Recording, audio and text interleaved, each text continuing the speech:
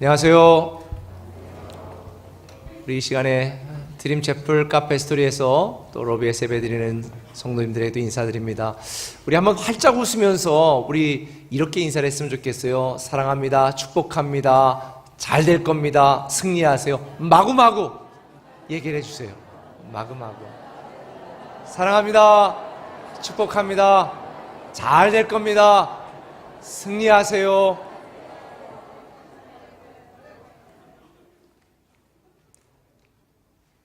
혹시 이렇게 하면 나 잘 안 되고 있는데 이런 분도 계실지 모르는데요. 근데 잘 되고 있는 겁니다. 왜냐하면 합력하여 하나님이 선을 이루시게 만드시기 때문에. 할렐루야. 우리 하나님의 말씀을 같이 나누도록 합니다. 하나님의 말씀은 누가복음 10장 25절에서 29절까지의 말씀을 한 목소리로 읽도록 합니다. 같이 읽습니다.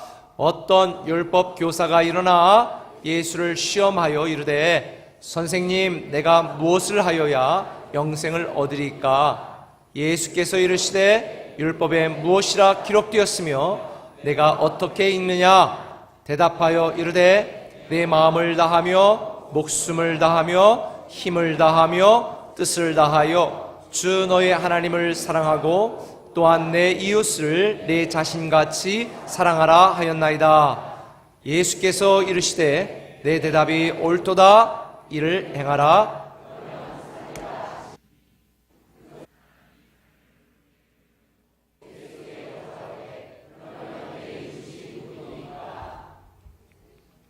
아멘. 제가 지난주는 우리 침례교 미래를 준비하는 모임이라고 하는 곳에 세미나를 갔었고요. 목요일에는 우리 침례신학대학교의 올해 전체 모든 학과의 신입생들이 모인 곳에 가서 제가 설교를 하고 또 설교를 끝났더니 한 30-40분 동안 이 증문즉답을 해달래요. 아이들이 질문이 많으니까 목사님이 그 질문에 대한 답을 해주셨으면 좋겠다. 그래서 즉각적으로 하는 그 질문들에 대한 답을 했는데 거기에 뭐 꼭 신학과 학생들만 있는 게 아니라 뭐 유아교육과, 상담과, 사회복지과, 뭐 음악과 많은 아이들이 있었는데 뭐 여러 가지 질문들을 하다가 마지막 끝날 때쯤에 한 아이가 아마 제가 볼 때는 신학과 학생이었던 것 같은데 목사님, 신학생은 연애하면 안 되나요? 그렇게 질문하는 거예요. 대학 때 신학생은 연애하면 안 되네요. 그래서 제가 뭐라고 답변했겠어요? 대학 때 안 하면 언제 하려고? 대학 때 연애 안 하면 언제 연애하냐? 제가 그렇게 답변을 했어요. 그러면서 제가 토를 달았어요. 세상에 요즘 같은 문화 속에서 연애한다 그러면 같이 자는 것까지가 연애에 대부분 포함되지 않냐. 그런데 연애를 하되 나중에 만나도 전혀 부끄럽지 않고 어색하지 않을 정도의 수준에서 연애를 해라. 제가 그렇게 이야기를 했어요. 왜냐하면 제가 예전에 선을 보고 몇 번 만났던 자매가 있는데요. 그 자매가 지금 침례교 목사님의 사모님이 되셨어요. 근데 제가 그때 조금 어색한 관계까지 갔더라면 제가 어떻게 만날 수 있겠습니까? 그래서 제가 그 경험을 얘기하면서 연애는 해라. 마음껏 해라. 그러나 그 수준과 수위를 너희들이 믿음 안에서 잘 지혜롭게 조절하면서 해라. 제가 그렇게 얘기를 했는데요. 그랬더니 또 한 애가 목사님 첫사랑 얘기를 해주세요. 그게 뭐가 궁금해? 내 첫사랑과 너가 뭔 대학 생활이 뭐가 궁금하냐? 그렇게 얘기를 했는데 어쨌든 얘기를 했습니다. 물론 그 여자가 지금 사는 여자는 아니에요. 근데 아무튼 최고의 여자랑 나랑 살고 있다. 침례신학대학교에서 강의 최고 잘하는 교수가 바로 내 아내다. 제가 얘기를 했어요. 우리 인생을 살면서 많은 질문을 갖고 있습니다. 이상한 질문도 던지고 쓸데없는 질문도 하고 참 많은 질문을 갖고 있는데 저는 참 질문이 많은 아이였어요. 요즘은 질문이 전혀 없어요. 질문이 많았는데 중학교 때는 죄와 벌이라고 하는 토프스토옙스키가 발음이 잘 안 되네. 뭐 있잖아요. 뭐 무슨 키 걔가 그분이 쓴 이 책도 읽으면서 제가 그렇게 참 염세적인 질문을 많이 던졌던 것 같아요. 내가 꼭 살아야 되나? 난 왜 살지? 뭐 이런 인생의 의미에 대한 질문들을 많이 던졌는데 근데 요즘은 제가 그런 질문을 던지지 않습니다. 아무튼 우리가 살아가면서 많은 질문이 있어요. 그런데 요즘 여자분들의 공통점이 있는 것 같아요. 공통적인 질문. 얼마 전에 제가 아내한테 막 좀 짜증을 냈어요. 왜냐하면 어느 날 갔는데 여보 나 살 빠졌어? 질문하는 거예요. 나는 딱 보니까 똑같아. 그 다음날 또 질문하는 거예요. 여보 나 살 빠졌어? 똑같다니까. 그 다음날 또 질문해. 똑같아. 그랬더니 아내가 화를 벌컥 내면서 잘 봐봐 나 살 빠졌지? 똑같아. 근데 그렇게 대답하는 게 아니래요. 내가 다른 목사님한테 들었는데 여자가 그런 질문하면 지금이 딱 좋아 그래야 된다네. 그런데 이게 센스 없이 눈치 없이 똑같아 라는 말만 계속 했으니까 제가 혼날만 하죠.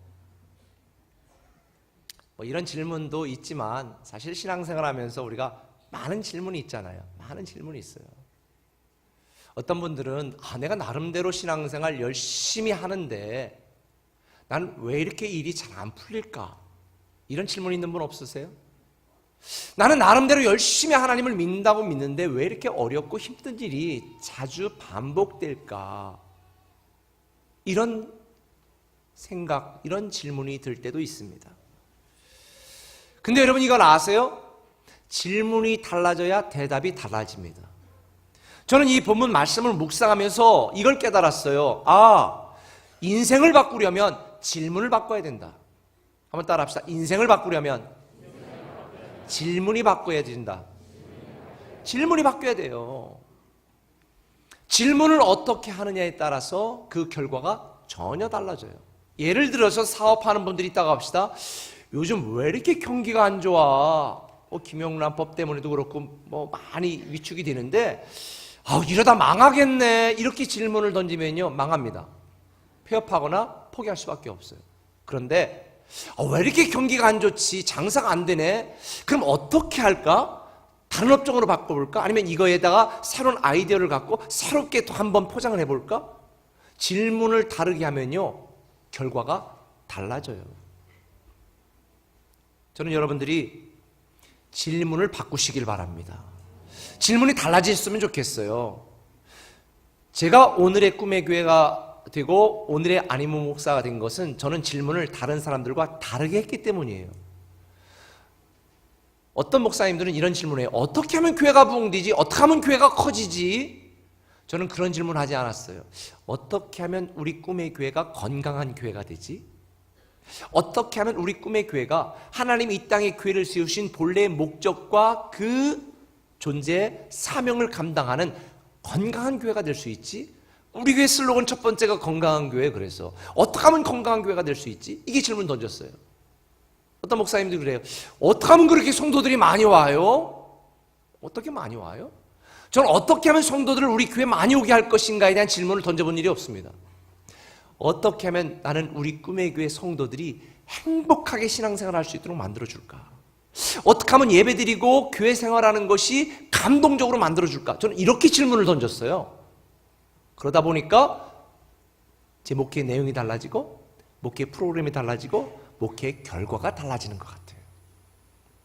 질문이 달라져야 인생이 달라집니다. 우리 꿈의 교회 멀티교회 비전이 탄생하게 된 것도 마찬가지. 공주, 대전, 세종에 세우고 또 세워서 내가 혼자 다 해먹어야 되겠다. 이런 질문을 던진 게 아니라니까요. 어떻게 하면 교회가 한 지역에 영향력을 끼치는 것을 넘어서 각각의 도시에 더 많은 복음의 영향력을 끼치고 나아가서 한 민족, 한 나라에 거룩한 복음의 영향력을 끼치는 교회로 존재할 수 있을까? 이 질문을 던지니까 오늘의 꿈의 교회, 멀티교회 비전이 탄생되게 된 거고 많은 교회 목사님들이 우리 꿈의 교회를 배워가게 되는 거예요. 질문이 달라지니까 인생이 달라지고 질문이 달라지니까 목회가 달라지는 것을 제가 경험을 했습니다. 여러분의 인생이 이상해지는 거는요, 꼬이는 거는 이상한 질문을 던져서 그래요. 여러분의 인생이 자꾸 왜곡되어지고 힘들어지는 것은 잘못된 질문을 던져서 그래요. 여러분이 다른 사람에게 왕따를 당하거나 다른 사람에게 인정을 못 받는 것은 자꾸 이기적인 질문을 던져서 그래요. 영적인 질문을 던지고 경건한 질문을 던져야 영적인 사람이 되고 경건한 사람이 되는 줄 믿으시길 바랍니다. 여러분의 관심이 인간적이고 세상적인 거에 있어서 자꾸 그런 질문을 던지면요 인본주의적인 인생을 살게 되어지요.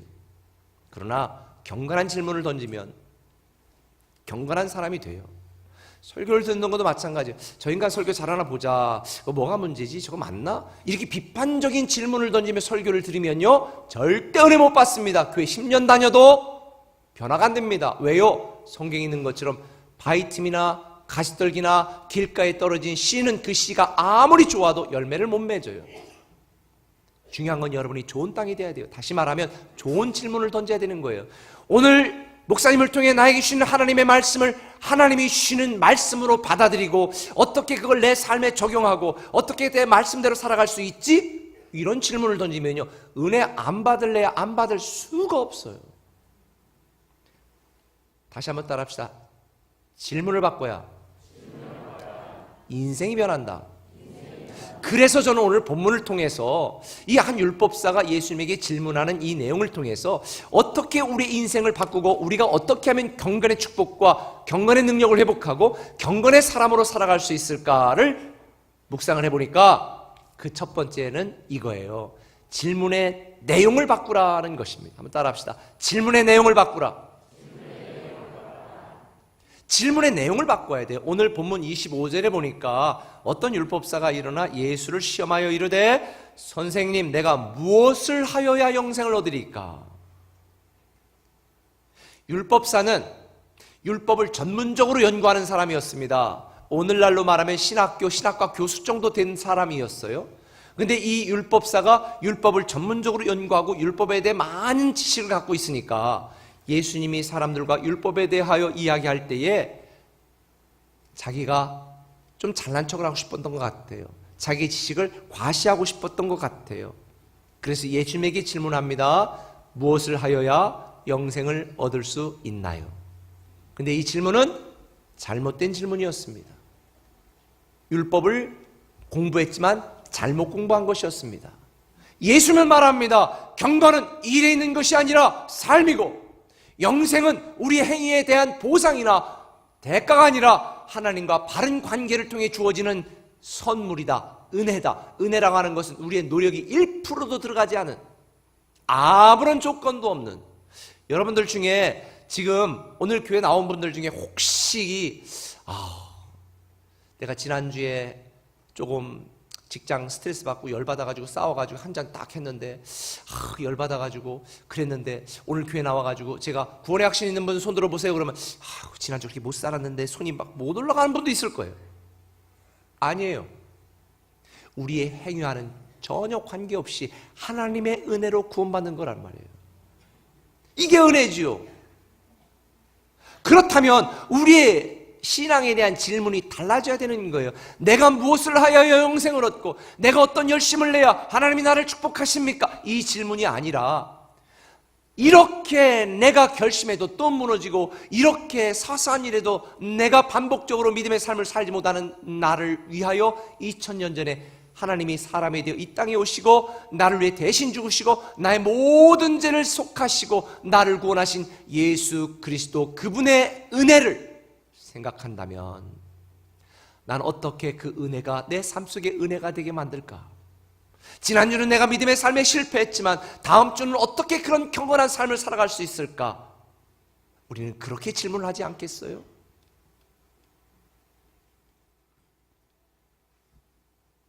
우리에 대한 하나님의 놀라운 축복과 은혜는 행위에 있는 것이 아니라 하나님과의 바른 관계에 있습니다.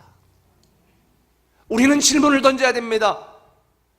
내가 어떻게 하면 잘 먹고 잘 살고 성경에 예수님이 말씀한 것처럼 무엇을 먹을까, 무엇을 입을까, 무엇을 살까 이 고민을 하는 것 대신에 어떻게 하면 나는 나를 사랑하시고 나에게 은혜를 베푸신 하나님을 더 목숨 걸고 사랑하고 어떻게 하면 더 하나님께 나아가고 어떻게 하면 하나님을 더 기쁘시게 하는 삶을 살 수 있을까? 어떻게 하면 하나님과 더 친밀한 관계를 유지하며 살 수 있을까? 지난주에는 내가 경건의 삶을 실패했지만 이번 주는 어떻게 하면 더 경건한 삶을 살 수 있을까? 질문의 내용이 바뀌어야 됩니다. 그래야 우리는 경건한 사람이 될 수 있습니다. 근데 오늘 이 율법사가 잘못된 질문을 던지게 된 이유가 있어요. 왜 그런 줄 아세요? 질문의 동기가 잘못됐어요. 자 보세요. 25절에 어떤 율법 교사가 일어나 예수를 시험하여 이르되, 질문을 던진 것은 예수님을 시험하기 위해서예요. 동기가 잘못되면 잘못된 질문이 나올 수밖에 없는 것입니다. 지난주에도 한 큰 교회 목사님이 부목사님들과 또 교회 리더들 데리고 한 50여 명이 우리 공주 꿈의 길을 탐방하고 또 우리 담당 목사님과 여러 가지 또 세미나 하면서 오늘의 꿈의 교회가 어떻게 이렇게 되었는가에 대하여 같이 이렇게 강의를 듣는 시간을 가졌대요. 근데 이거 아세요? 많은 목사님들이 오면 저에게 묻는 게 이거예요. 노하우가 뭐야? 어떻게 그렇게? 근데 저는 이 질문이 잘못됐다고 생각해요. 아까 말씀드렸죠? 저는 질문을 다르게 했어요. 왜 이렇게 했어? 라고 저에게 물어봐야 됩니다.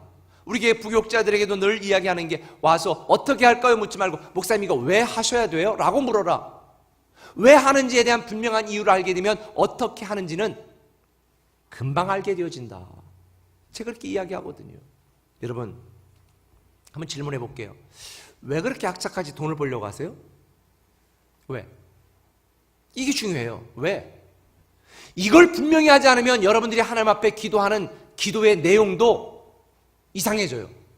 자, 그럼 여러분 자녀들을 왜 그렇게 좋은 대학 보내려고 안 달래세요? 왜? 이거를 분명히 하지 않은 채 애들 학원, 비싼 학원 끊었다, 학원 가라, 안 가는 거예요. 왜 해야 됩니까? 우리는 질문의 내용을 바꿔야 됩니다. 이기적인 내 욕심, 인간적인 내 욕심, 나 혼자 잘 먹고 잘 사는 이런 이유 때문이 아니라 정말로 자격 없는 나에게 은혜를 베풀어 주시고 나를 하나님의 자녀로 삼아 주신 하나님의 영광을 위하여, 나에게 경건의 축복과 능력을 통해 이 땅에 하나님의 권세를 누리며 살 수 있도록 만들어 주신 하나님의 기쁨이 되기 위하여, 분명한 이유가 있다면 우리는 질문의 내용이 달라지게 됩니다. 사랑하는 꿈의 교회 성도 여러분, 저는 여러분들의 질문의 내용이 달라지기를 예수님의 이름으로 간절히 부탁을 드립니다. 나를 위한 질문에서, 내 인간적인 욕심을 채우기 위한 질문에서 하나님의 영광과 하나님의 기쁨이 되는 그 근본 분명한 동기에서 출발되어지는 질문이 여러분의 질문이 되어야 됩니다. 그렇다면 우리는요, 삶을 살아가는 삶의 방법도 달라지게 되어 있어요. 저는 요즘 계속 밤에 1시 반, 2시 이렇게 잠이 안 와요. 기도하고 묵상하고 많이 좀 생각하는 시간을 갖는데, 이제 우리가 5월 첫 주에 글로리 채플을 우리가 이제 오픈을 하고 또 창립하고 새로 시작되게 되는데 아무튼 많은 비용이 들어가요. 근데 저는 묻는 거예요. 이렇게 많은 비용을 들여서 꼭 해야 되는가? 내가 왜 해야 되는가 질문을 던져요. 왜? 어떻게 라는 질문을 그냥 처음부터 던져버리면 방법론밖에 생각이 안 돼요. 왜 해야 되는가? 왜라고 하는 질문에 하나님이 나에게 확신과 믿음과 분명한 감동을 주지 않으면 하지 말아야 되거든요. 근데 분명히 하나님이 말씀하시는 거예요. 야, 요즘처럼 교회와 기독교인들이 욕을 먹는 시대에 다양한 기독교 문화 콘텐츠를 통해 지역 주민들에게 교회에 대한, 하나님에 대한, 신앙에 대한 부정적인 편견을 깨고 복음을 증가하는 열린 통로가 되도록 필요하다.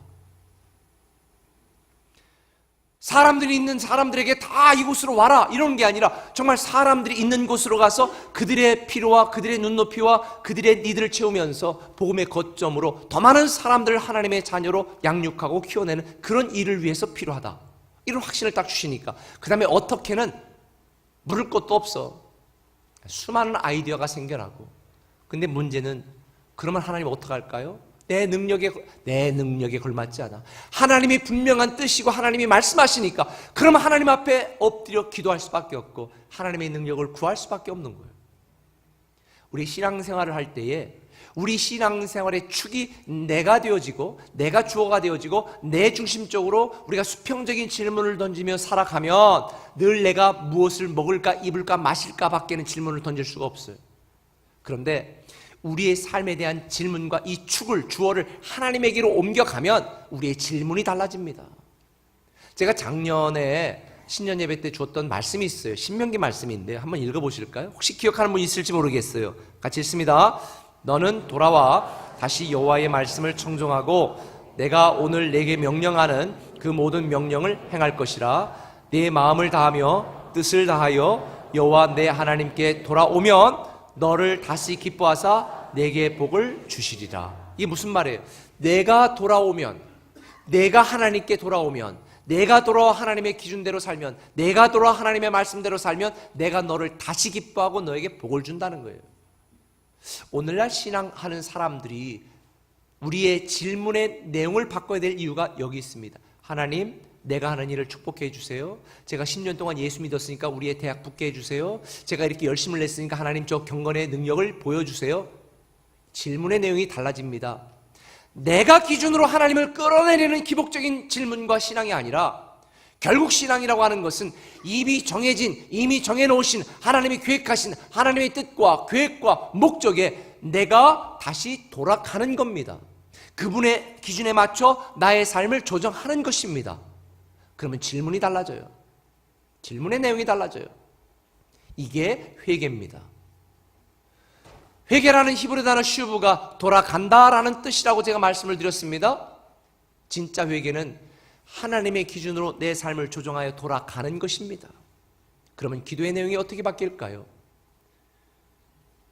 내가 중심이 되었을 때는 하나님, 내가 열심히 지금 신앙생활을 있지 않습니까? 내가 하는 사업을 축복해 주시고 내 자녀가 좋은 대학 붙게 해주시고, 이런 기도의 내용도 하나님, 하나님의 영광과 하나님의 기쁨과 하나님의 계획과 하나님의 뜻을 이루기 위하여 나에게 지혜를 주시고 건강을 주시고 우리 자녀도 이 대학에 합격하게 해주셔서 정말 하나님의 목적에 합당한, 하나님의 뜻에 합당한, 하나님의 영광에 걸맞는 이런 인생을 살아가게 해주세요. 내용이 달라지는 거예요. 저는 여러분들이 하나님께 드리는 질문의 내용이 달라지기를 예수님의 이름으로 축원합니다. 질문의 내용이 달라져야 우리가 경건의 사람이 될 수 있고 경건의 축복을 누릴 수가 있는 것입니다. 외견상은 큰 차이가 없을지 모릅니다. 그러나 질문의 내용이 바뀌면, 질문의 동기가 바뀌면 우리의 삶은 엄청나게 달라지게 되어 있습니다. 저는 여러분들이 비판적인 질문을 건설적인 질문으로 바꾸시고, 육적인 질문을 영적인 질문으로 바꾸시고, 그리고 당장의 내 현상만 보는 수평적인 질문을 하나님의 목적과 영생의 관점에서 바라보는 수직적인 질문으로 질문의 내용을 바꾸시기를 예수님의 이름으로 축원합니다. 경건의 질문을 던져야 경건한 사람이 되고 경건의 축복을 누릴 수가 있는 것입니다. 근데 질문의 내용을 바꾸는데 머물러서는 안 돼요. 두 번째는 이거예요. 질문의 수준을 높이라는 것입니다. 한번 따라 합시다. 질문의 수준을 높이라. 오늘 본문 29절에 보면 이 사람이 자기를 옳게 보이려고 예수께 여짜오되 그러면 내 이웃이 누굽니까? 라고 물어봤어요. 질문할 의도가 뭐였어요? 자기를 옳게 보이려고. 사실 이 율법사에게는 내 이웃이 누구인지 전혀 관심도 없었어요. 도울 생각도 없었으니까. 이웃의 필요가 뭔지 관심도 없었어요. 왜요? 단지 자기가 주목받고 인정받고 싶었을 뿐이에요. 오늘날 많은 사람들이 하는 질문을 보면 다 이기적인 질문입니다. 욕심에 가득한 질문입니다. 자기 자존심 세우기 위한 질문입니다. 자기 명예 지키기 위한 질문입니다. 자기 이익을 추구하기 위한 질문이 대부분입니다. 그러나 경건한 사람이 되려면 질문의 수준을 높여야 됩니다. 영적인 질문, 경건한 질문을 해야 돼요. 아이들이 어릴 때는 자기밖에 모르잖아요. 근데 나이가 들어가면서 남을 배려하는 법을 알게 되어지고 남을 섬기는 삶도 살아가게 되어져요. 어른이 되어가지고 여전히 자기밖에 모르고 이기적이라면 비난받아 마땅합니다. 오늘의 세종 꿈의 교회가 세워진 이유가 뭔지 아세요? 공주 꿈의 교회 성도들이 건축하고 우리도 빚이 있었을 때에 지역을 넘어 이 땅에 수많은 사람들에게 복음을 증가하고 믿음의 영향력을 확대하는 교회에 대한 비전을 품고 나갔을 때 대전을 세우고 처음에 공주에서 국하고 밥까지 다 해가지고 6개월 동안에 실어 날랐어요. 이스타나라. 그렇게 섬겼습니다. 기도해서 눈물로 헌금해서 그래 세웠어요. 세종도 마찬가지입니다. 초기에 1년 동안 성도들이 편안하게 신앙생활 할 수 있도록 권사님 12명이 팀이 돼가지고 날마다 공주에서 이곳에 와서 밥을 해서 여러분을 다 먹였지 않습니까? 우리의 질문의 수준이 높아져야 됩니다. 이걸 내가 왜 해야 됩니까? 라는 질문이 아니라 주님, 내가 여기 있습니다. 나를 사용해 주세요. 이기적인, 나만을 아는 이기적인 질문을 한다면 이기적인 인생을 살아갈 수밖에 없지만, 나 아닌 다른 교회, 저는 우리 아이들에게도 어제 12시간 넘어서 같이 얘기하면서 그런 얘기했습니다. 지금까지 해왔던 수많은 얘기지만 너희들 성공하고 너희들 돈 벌고 너희들이 사회적으로 지위가 높아져야 된다. 그리고 그렇게 해야 되는 이유는 이 땅의 수많은 사람들을 위하여 기여하고 섬기고 하나님께 베풀고 나누고 드리기 위해서다. 여러분, 질문의 수준이 달라져야 되고 질문의 수준이 높아져야 됩니다. 오늘날 많은 사람들이 예수 믿은 지 10년, 20년 됐는데도 오직 내 새끼, 내 사업, 내 가정밖에는 몰라. 제가 설교하고 아무개 집사님, 내가 너무 배고프다. 거기 젖병 좀 하나 갖다 줘. 그리고 제가 젖병 빨고 있으면 여러분 어떻게 하실까요? 쯔쯔쯔. 근데 그렇게 신앙생활하는 분들 많다는 거 아세요? 어린아이 신앙이에요. 나밖에 모르는 건 어린아이 신앙이에요.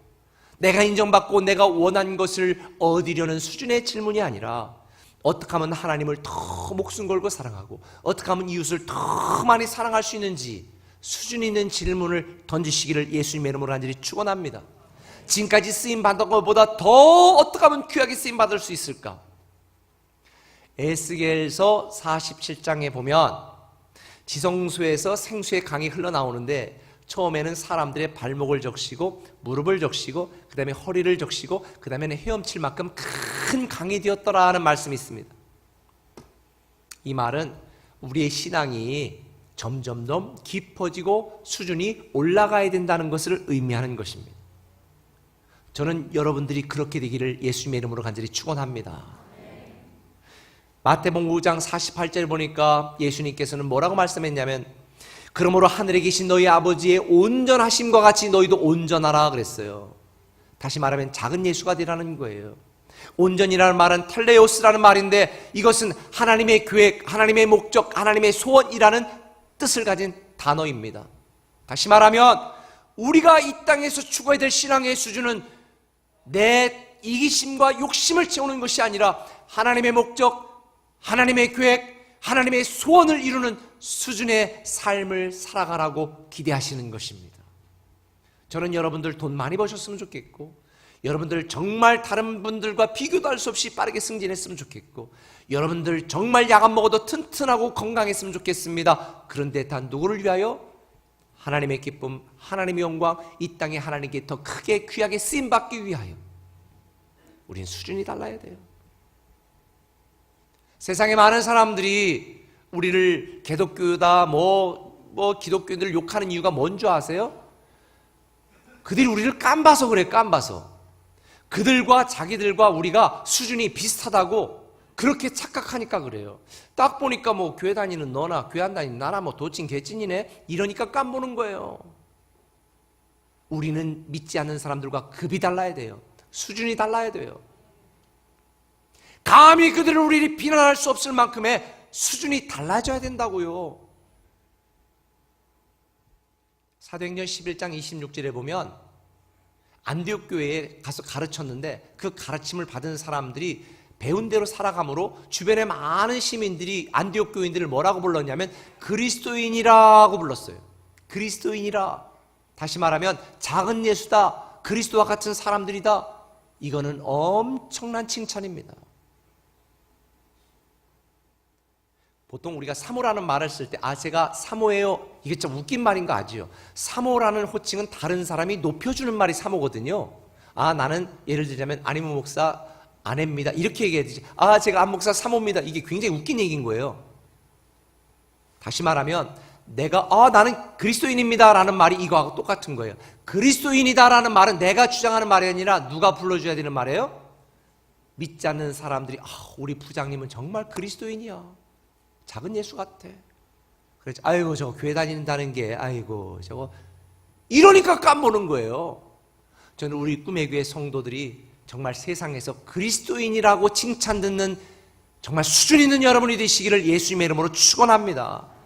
단지 이 세상에 대한 것, 이 땅에 대한 질문의 수준에 머무르는 것이 아니라 경건의 질문, 이 질문의 수준이 높아지기를 저는 간절히 소망하고 있습니다.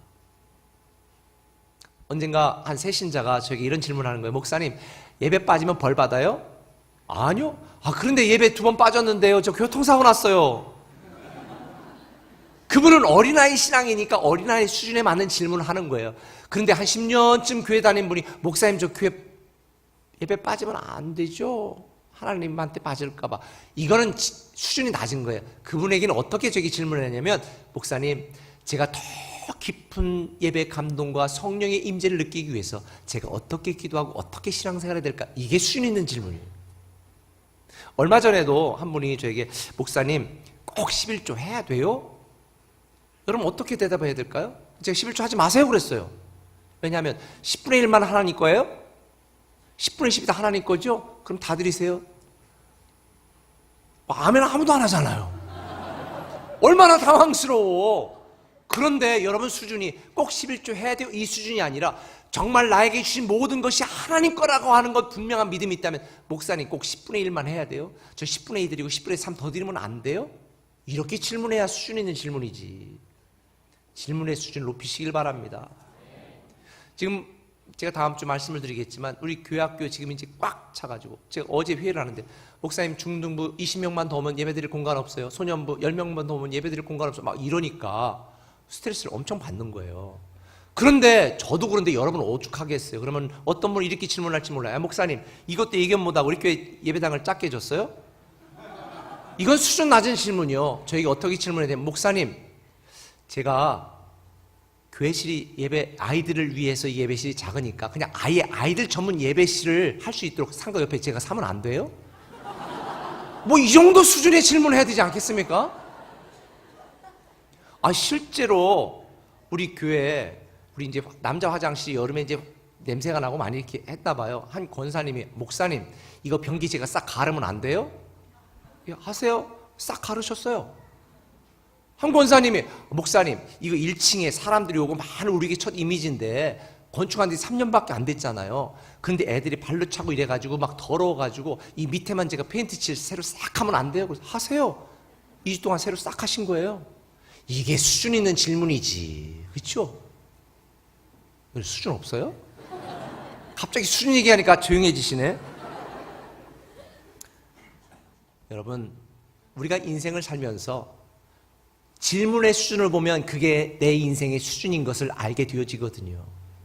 저는 여러분들의 신앙의 수준이 여러분의 질문의 수준만큼이라고 저는 생각을 하는데 여러분 질문의 수준을 높이시길 바랍니다. 하나님 왜 나에게 이렇게 복을 안 주시는 거예요? 왜 열심히 신앙생활 하는데 이렇게 어려운 일이 생기는 거예요? 이런 질문이 아니라 하나님 정말 이 고난과 시련 내가 원하지 않지만 이 시련과 고난을 통해 내가 어떻게 더 성숙되어졌으면 좋겠습니까? 하나님 내가 어떻게 참고 있내고 하나님 앞에 더 가까이 가기를 기대하십니까? 질문의 수준이 높아져야 됩니다. 오늘 많은 사람들이 자기 수준에 맞는 인생을 살아가도록 하나님께 기도합니다. 그런데 저는 그렇게 기도하지 않았어요. 얼마 전에도 제가 우리 교육자들 세미나하면서 이렇게 했습니다. 내 꿈과 내 비전에 맞는 능력을 달라고 기도하지 마라.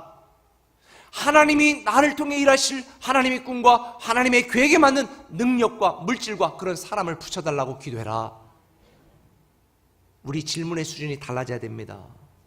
세상적인 관점에서 수평적인 수준의 질문만 던져대면 여러분 능력만큼의 인생만 살게 되지만 영적 관점에서 수직적인 질문을 던지고 정말 경건의 질문을 던지면 여러분의 축복의 수준도 하나님께서 확 업그레이드 해주실 줄 믿습니다. 그 대표적인 약속의 말씀이 너희는 먼저 그의 나라와 그 의를 구하라. 그러면 이 모든 것은 너에게 더하시리라. 저는 이런 수준의 삶을 사시기를 예수님의 이름으로 축원합니다. 오늘 많은 사람들이 이상한 질문을 던집니다. 잘못된 인생을 삽니다. 잘못된 질문을 던집니다. 피곤한 인생을 삽니다. 저는 여러분들이 경건의 질문을 던지시기를 바랍니다. 그래서 경건의 사람이 되셨으면 좋겠습니다. 오늘 제가 2가지 말씀드렸습니다. 질문의 내용을 바꿔라. 수평적 질문을 수직적 질문으로 바꾸고 육적인 질문을 영적인 질문으로 바꿔야 됩니다. 2번째는 질문의 수준을 높이라고 말했습니다. 내 이기적인 욕심을 채우는 질문이 아니라 하나님의 기쁨, 하나님의 영광이 되는 수준 있는 질문을 던지시길 바랍니다. 그런데 오늘 말씀을 마치면서 솔직히 여러분에게 제가 원하는 게 있어요. 질문하지 마세요. 질문이 있다는 것은 믿지 못하는 거고, 질문이 있다는 것은 맡기지 못하는 거예요. 저는 이 말씀을 묵상하면서 구약에 있는 사람들을 생각했거든요. 기드온 생각해 보세요. 기드온. 처음에 너는 이 미디안에 수십만 군대가 왔지, 너는 큰 용사야, 가서 내 민족을 구원하라 그랬을 때 기드온이 뭐라고 말했습니까? 나는요 므낫세 지파 중에서 가장 작은 자입니다. 나는 못합니다. 아니, 할 수 있다니까. 그럼 이 양털 적셔보세요. 얼마나 많은 질문이 있었습니까? 그런데 일단 하나님에 대한 믿음과 확신이 딱 생긴 뒤에 수많은 질문이 있었던 기도원이지만 질문이 어느 순간 싹 사라져버렸어요. 나중에 하나님이 이렇게 말하잖아요. 야, 300명 뽑았지? 지금 수십만 명이 있는데 걱정하지 말고 오늘 밤에 항아리 하나 준비해. 그리고 항아리 속에다가 횃불 하나 넣고 딱 가가지고 몇 시쯤에 가가지고 항아리 딱 깨뜨리면서 와 소리 질러. 그럼 걔들 다 죽을 거거든. 이게 이해되시는 분 손 들어보세요. 이게 합리적이라 생각하는 손 들어보세요. 창 하나 안 주고 칼 하나 안 주고 말도 안 되는 명령을 했는데 기도원은 단 한마디도 질문이었습니다. 네. 그리고 가서 깨뜨리고 하나님을 위하여, 기도원을 위하여 와 했습니다. 어떻게 했을까요? 제가 우리 꿈의 교회가 오늘의 꿈의 교회 된 것은 그동안 우리 교회 리더들이 저에게 질문이 없었어요. 대전합시다. 왜 해요? 질문. 없었어요. 세종합시다. 왜 해요? 우리도 돈 없는데 안 했어요. 그러니까 이렇게 된 거예요. 근데 요즘은 가끔 질문하는 분들이 생겨나기는 해. 그런데요, 질문을 하려면 질문의 내용을 바꾸고 질문의 수준을 높여야 되지만 정말로 우리가 될 일은 나를 통해 내가 이해되지 않아도, 내가 믿어지지 않아도 하나님이 말씀하시니까 주님 내가 여기 있나이다, 나를 사용하여 주세요, 이런 믿음이 여러분을 통해 놀라운 경건의 축복과 능력을 맛보게 하는 줄 믿습니다. 경건의 기적을 경험하길 원하십니까? 그렇다면 질문 없이 하나님이 말씀하시는 대로 순종해 보세요. 근데 아직 그럴 믿음이 아니라면 질문의 수준을 높이세요. 아직 수준을 높이지 못한다면 질문의 내용을 바꾸세요. 그러면 여러분은 경건의 사람이 될 줄 믿습니다. 기도합니다.